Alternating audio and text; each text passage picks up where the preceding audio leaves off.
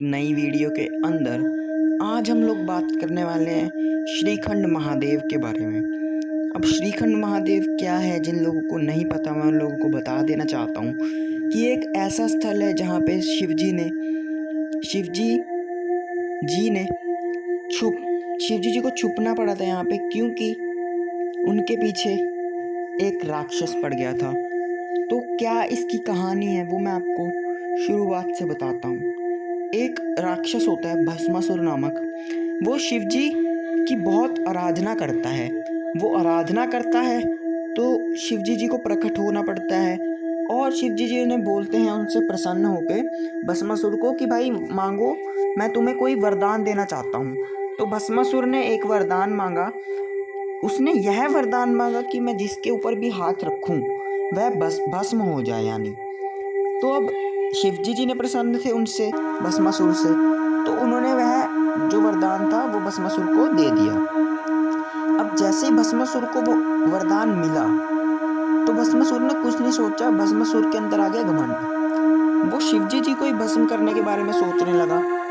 अब शिवजी जी तो शिवजी जी हैं, उन्होंने सोचा अब मैं क्या करूं। वे पर्वतों में चले गए और जाके छुप गए इस श्रीखंड महादेव जी की जगह पे। अब क्या हुआ, शिवजी जी को बचाने के लिए जो विष्णु जी हैं हमारे, तो जब शिवजी भोलेनाथ के ऊपर विपदा आई तो उन्होंने विष्णु जी को याद किया क्योंकि वे उनके आराध्य हैं। तो विष्णु जी उनको मदद करने के लिए मोहिनी का रूप जो है वो धर कर आए, मतलब मोहिनी बनकर आए। वे एक बहुत ही ज़्यादा सुंदर कन्या बनकर आए वे, और वे भस्मासुर के राह में आ गए। तो भस्मासुर के राह में आ गए तो भस्मासुर उन्हें देख के मोहित हो गया विष्णु जी को, जो कि मोहिनी के रूप में थे। अब क्या हुआ कि जो विष्णु जी हैं वे नृत्य करने लगे, वे नाचने लगे। तो उन्होंने भस्मासुर से भी उनके जो नृत्य हैं उसमें शामिल होने की जिद करी। तो भस्मासुर उन पे पहले से ही मोहित था, तो उन्होंने हाँ कर दी कि हाँ ठीक है, मैं आपके जो नृत्य हैं उसमें शामिल हो जाता हूँ। तो जैसे जैसे जो मोहिनी का रूप धारण करके विष्णु जी आए थे, वे नृत्य कर रहे थे।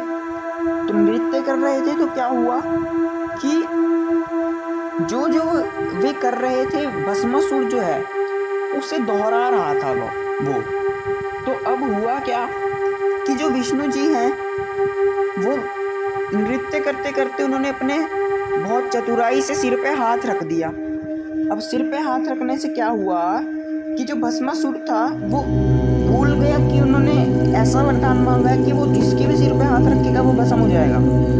तो उसने गलती से विष्णु जी को जो नृत्य है उसको दोहराते हुए अपने ही सिर पे हाथ रख दिया।